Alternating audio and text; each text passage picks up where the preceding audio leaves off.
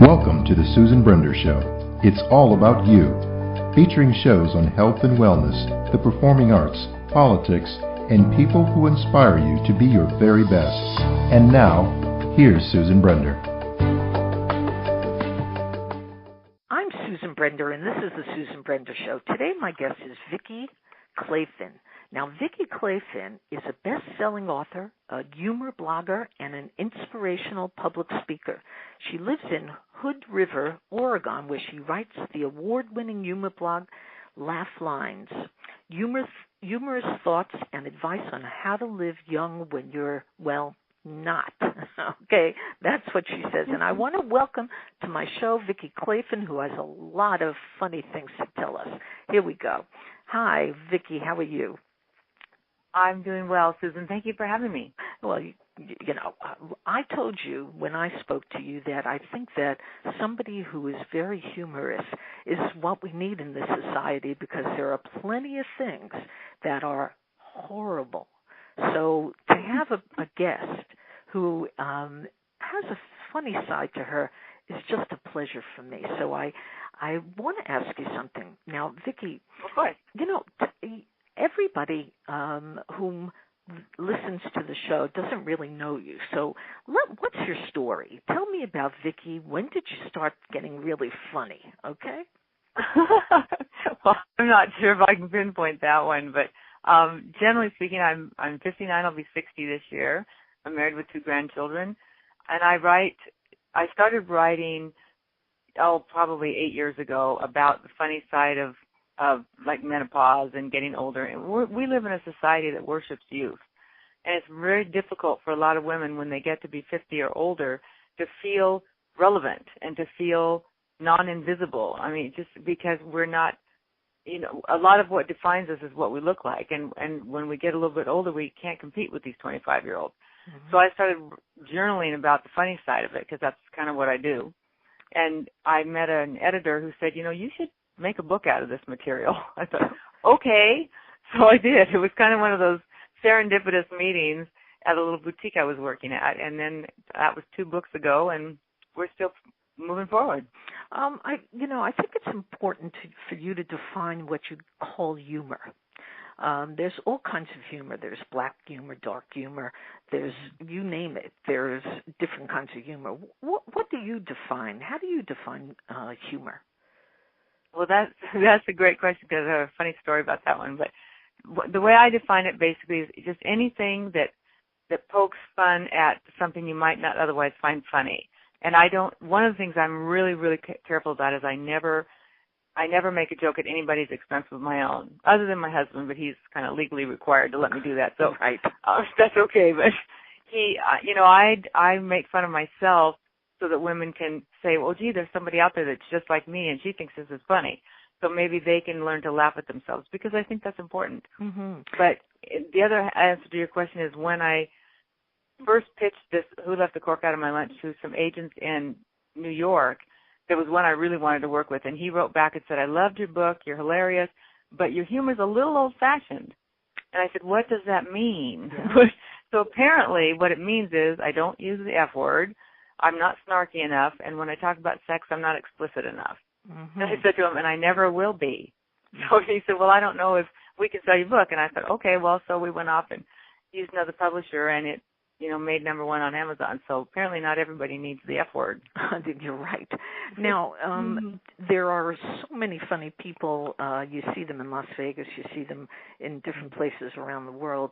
And the young people seem to be the ones who seem to use that F word. And they feel that it's important for them to do it because audience relate to that.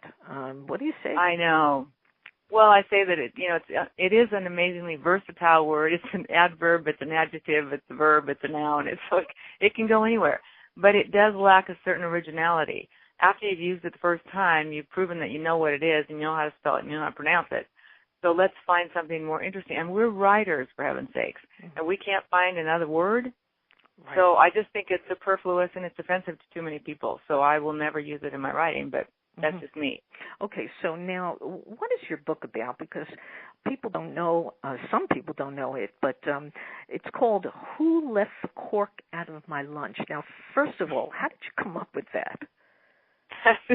That's a paraphrase of a W.C. Fields quote that just cracked me up. I was looking for a title to my book, and I've been searching for months, something that really captured it, and I just stumbled across that, and I burst out laughing, blew coffee all over my keyboard, and that's the title right there. I mean, just because the tagline says middle-aged, modern marriage, and other complications, so it kind of takes you in a direction. Now, some humorists, comedians, people like that, they have a certain kind of style, and they, when they're home, though, in their personal life, they're not always the happiest people around. In fact, I don't know what the statistic is, but they say that a lot of comedians are not particularly happy, and this is their way of kind of dealing with it. Do you agree? No, I don't. I know several humor writers, and obviously me, and we're like this all the time. I mean, I'm just a goofball all the time, basically. Ask my husband. And I tell stories in there about stupid things I've done and whatever. And I don't think that's true. I think it can mask, like Robin Williams and those kind of people, it can mask a much darker side. They say you can't have funny without tragedy. I don't agree with that. I think funny is everywhere is what I think. And Who Left the Cork Out of My Lunch started when I was going through the whole menopause thing. And, it's obviously back fat and chin hair and muffin top and all sorts of drooping boobs and all that fun stuff that we get is, you can be all depressed about it if you choose to, but I just chose to laugh at it and say, this is hilarious, quite frankly. But Now go ahead. Go ahead. Well, go ahead. You always bring up something that's sort of the word story is in it. So I think I would like you to tell our audience a story that you think is really funny. Oh, God, I hate that when people ask me that because it's hard to be funny on command. Most of my, they're like essays. They're short and they're punchy, and the punchline kind of comes at the end. So people ask me all the time, have you ever done stand-up comedy? And I always say no, because stand-up comedy is not my humor. Stand-up comedy is really, it's snap, snap, snap. Every line is funny, or every second line is funny. Mine are like essays that tell a story and it becomes funny. But having said that, one of the most popular chapters in the book is called Good Morning, Mom, for the Love of God, Put Some Clothes On.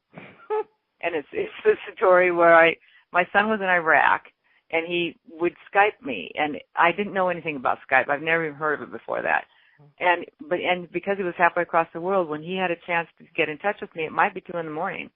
So my computer would do this little ding, ding, ding sound when somebody was trying to call, so I slept like a fruit bat for 4 years listening for that sound. Oh, no. But I heard it one night, and it was going ding, ding, ding, and I jumped out of bed and tore down the hall, and it was in the middle of summer, and I was banging on the accept it thing because I didn't want to lose him. He wouldn't be able to call for another month.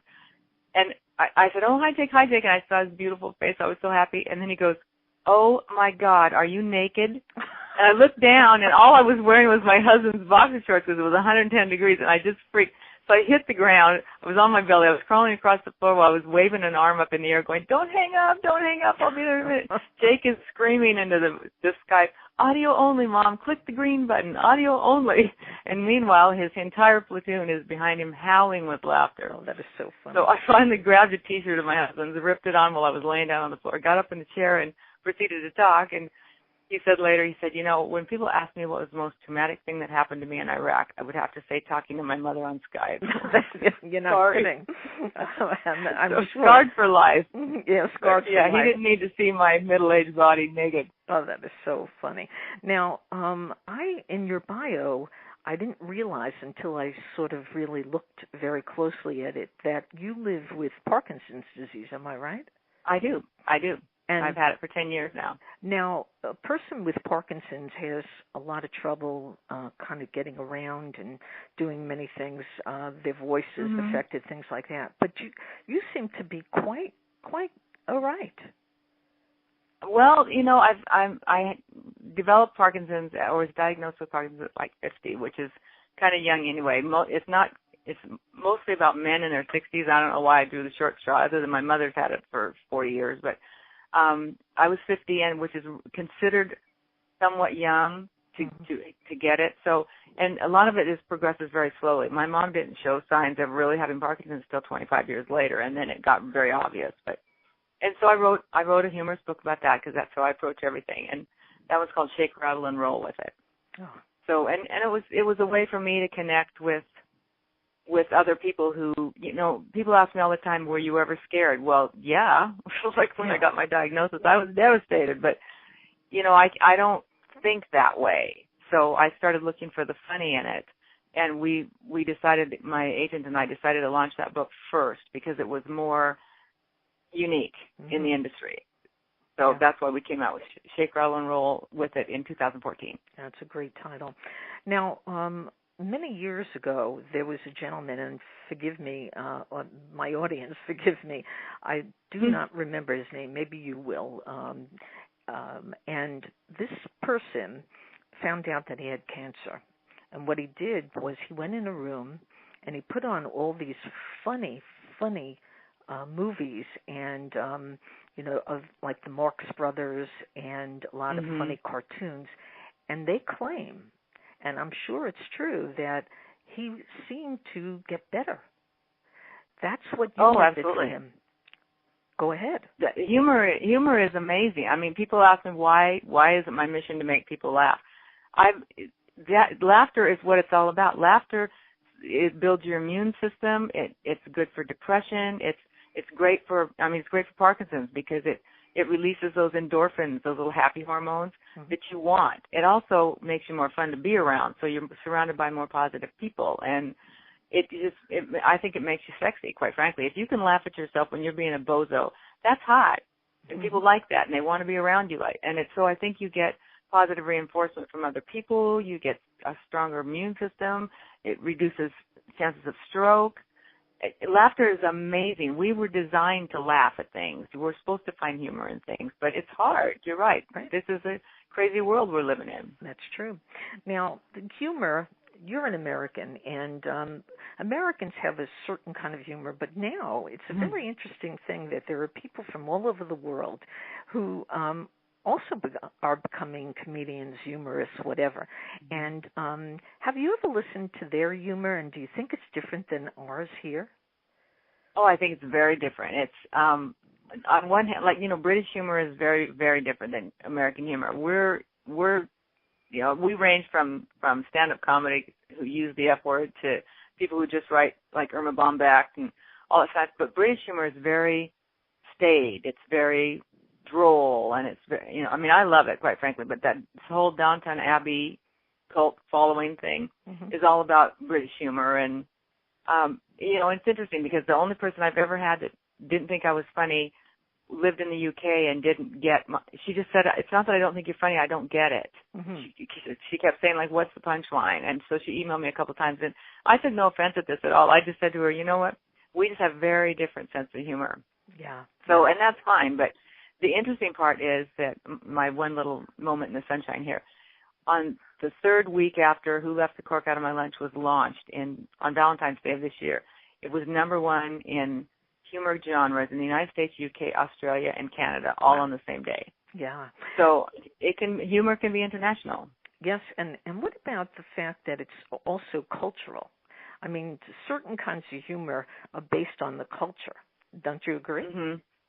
Oh, absolutely. I mean, the American culture says youth is defined, or beauty is defined by youth, first and foremost. And, when women get to be my age, you can still be pretty or maybe even beautiful, but they say that you get that qualifier for her age.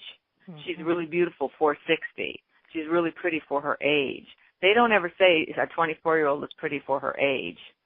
So, we get this qualifier that comes in at 50 or so that says, well, she's really pretty, but she's old.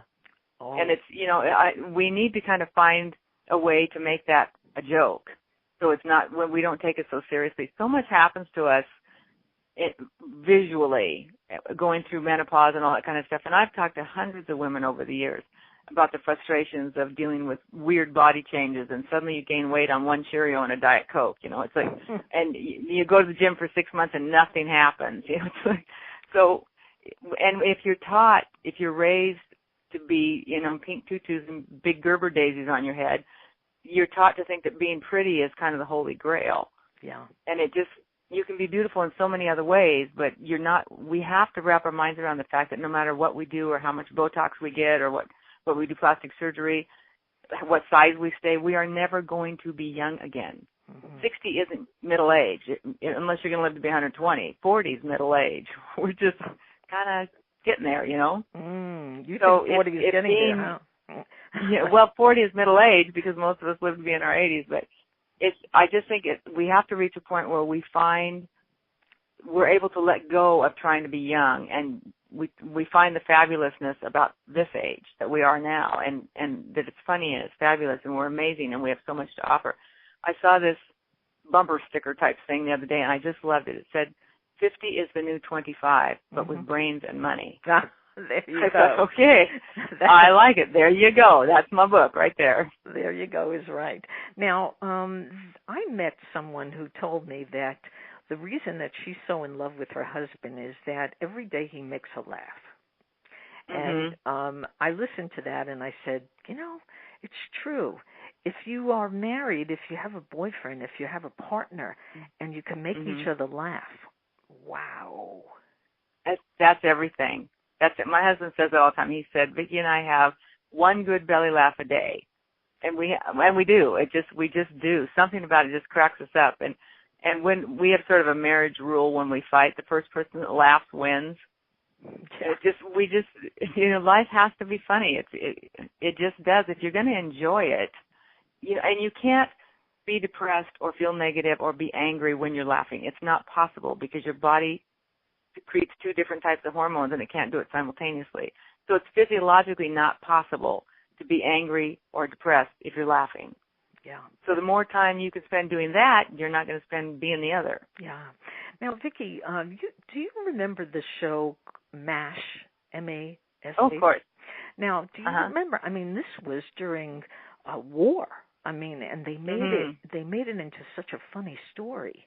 The comedians in that MASH were always laughing, even when things were just desperate for them. Now, what do you attribute to that? Is it possible, from your perspective, to take a very negative situation and make it into a kind of happy or maybe just a funny story? Oh, absolutely, and I think that's what humorists do. That's what we do naturally. That's what we do for a living. That's what we're driven. That's what we have a passion for, is getting people to laugh at things that they didn't find funny before, or they didn't know what was funny about it. And that's where Shake, Rattle, and Roll With It came out. I mean, this is Parkinson's. People have said to me, how can Parkinson's possibly be funny? I said, read the book and email me.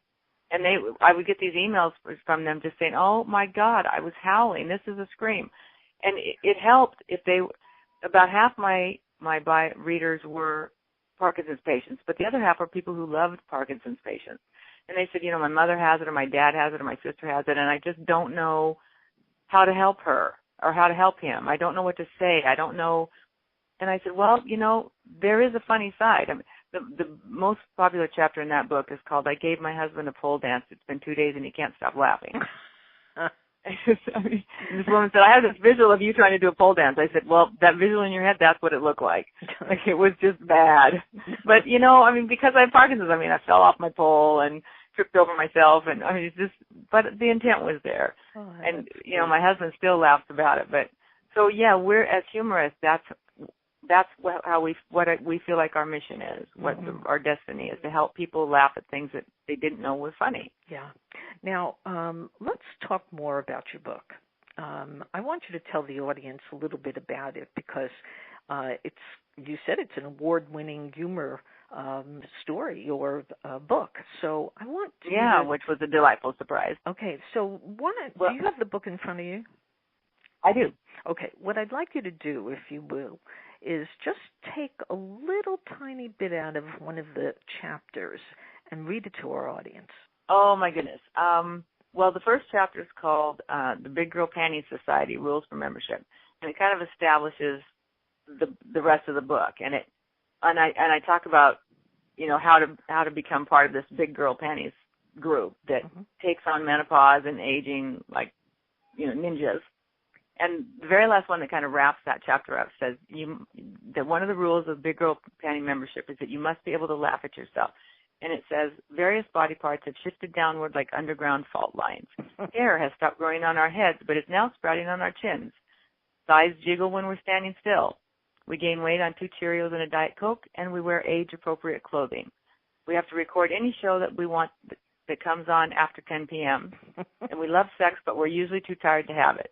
If you don't see anything funny about this, we're probably not the group for you. Oh, that is so cute. That is really And that kind of is, the rest of the book goes along those lines. And that I always tell people that the titles are real indicative of the essay. So you can just look at the titles and see what you want to read. I mean, I have Thou Shalt Not Tell a Lie Unless Thou Is Married.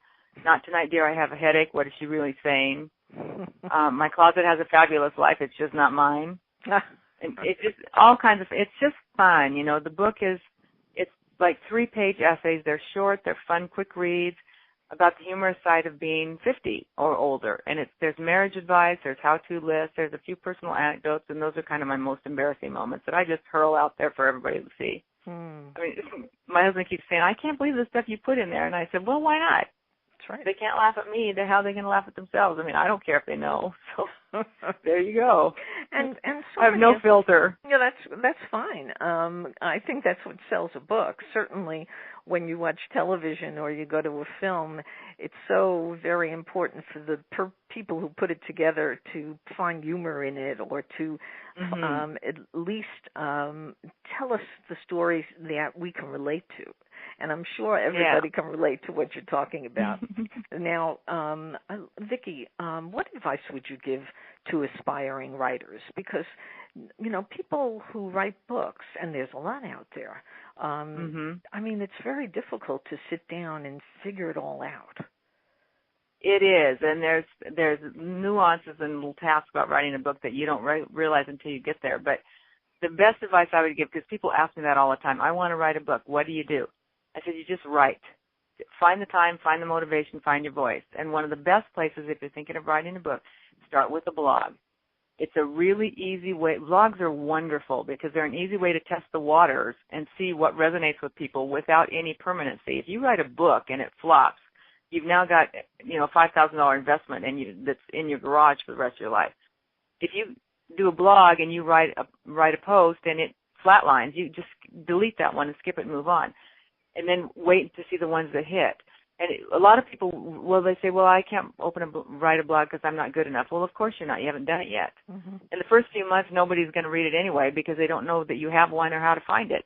So it's a real good time to practice. And then all that will come, and you'll find your voice and why you're different than everybody else.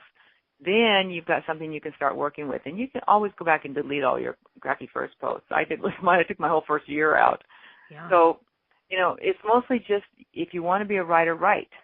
And it will develop. And your voice is the thing that makes you different. And that's what people don't understand. They say, there's a million midlife humor books out there. Yes, there are, but there's not the one that I wrote until this one. Yeah. And there's not the one that you're going to write until that one. And maybe your voice is something that resonates. It's not the subject matter. It's how you tell it. And maybe the way you talk about something that's been talked about before will hit with somebody, and they'll buy your book instead of that other book. I mean, yeah. So that's my best advice to people. Find your voice and get it out there, and then write about whatever you want to write about. There's room. There's lots and lots of room. Now, you mentioned, of course, writing a blog. This whole phenomena of blogs is new, is it not? I know.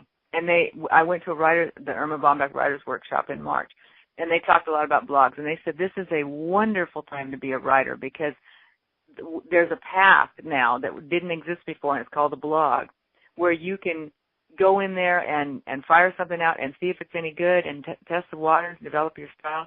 Writers before blogs didn't have a chance to practice. Yeah. That's what a blog is. It's a practice book. So take advantage of it. But you do have to have a bit of a thick skin, I will say that.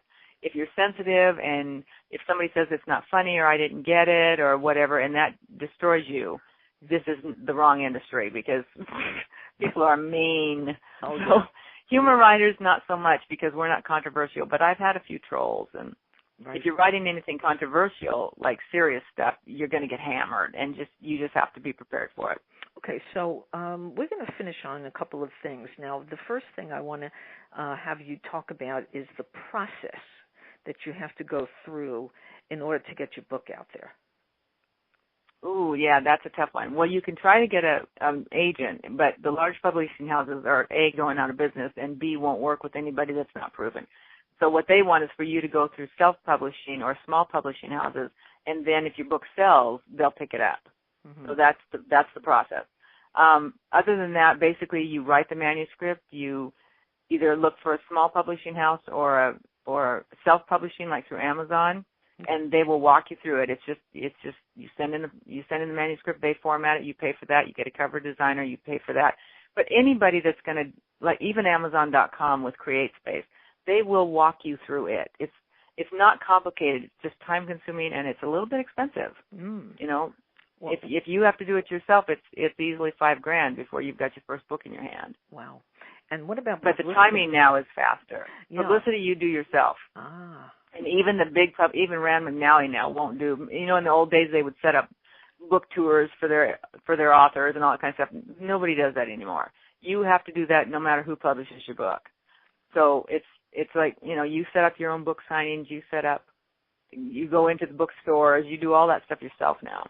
Mm-hmm. So that's why so many people aren't waiting for the big publishing houses. They're going to small prints where they can do prints on demand. You're not buying 10,000 books. People can buy one, and then they print it and send it to them. So Amazon.com is called print on demand. So you don't have to buy $7,000 worth of books that you're now stuck with because they couldn't sell. Yeah. Which is good. Yeah. So it's really not hard if you just take it one step at a time. But give it 6 months and to process. From the time you decide to write a manuscript till the time you have a book in your hand, it's going to be about 6 months. It's 6 months. Now, when you wrote the book and you put it out there, how fast did you get a response? Well, you hear if you're going after big-time agents, it can take anywhere from 6 weeks to a year for them to get back to you. It just depends on how much time you have to wait. From the time I started pitching agents till the time I had a book in my hand was about 6 or 7 months, because I decided very quickly I wasn't going to keep pursuing big-time agents. They weren't. I mean, I'm some housewife in Hood River. You know, I'm not John Grisham or Stephen King. So I got a lot of letters back saying we read the book and we liked it, but who are you? Yeah. They want you to have like 1 million Facebook followers and 2 million Twitter followers, and if you don't have that kind of a social media platform, you can't get in. Yeah. And I figured that out early. So then I went to a small publishing house that said, oh, yeah, we like this. Sure, this is great. We'll do 50 copies and see what happens. Mm-hmm. That's interesting advice to give our audience. Now, is there any quote that you know that is really funny and you love it, and if so, I want to hear about it. Yeah, other than who left the cork out of my lunch. Yeah. So, well, this one isn't actually funny, but it was so good, and I heard it through a comedian. Her name was Kathy Kinney, and she was Mimi and Drew Carey. If you ever watched Drew Carey, she was a secretary with all the blue eyeshadow, and she's hilarious.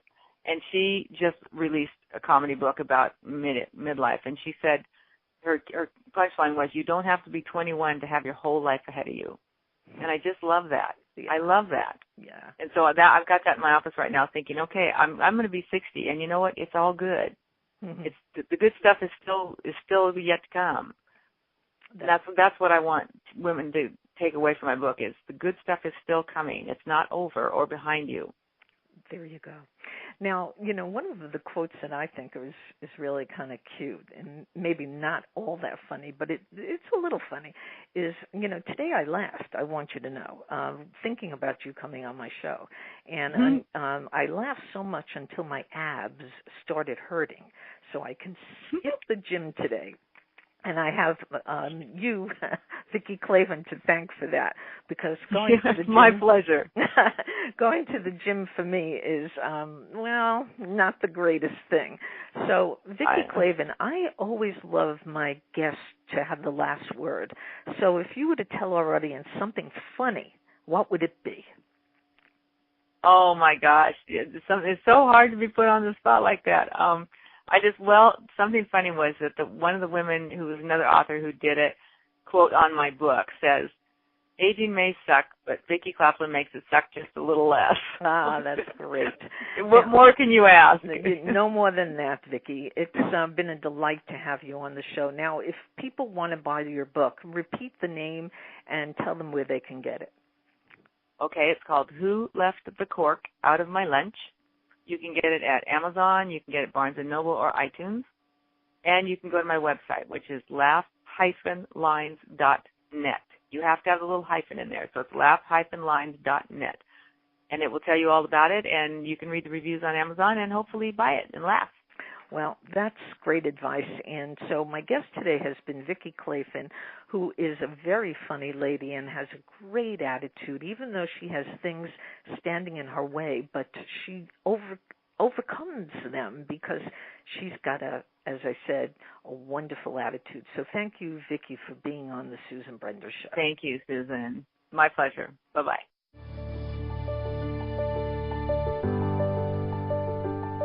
Thank you for listening to the Susan Brender Show. To be a guest, email sebrender@yahoo.com.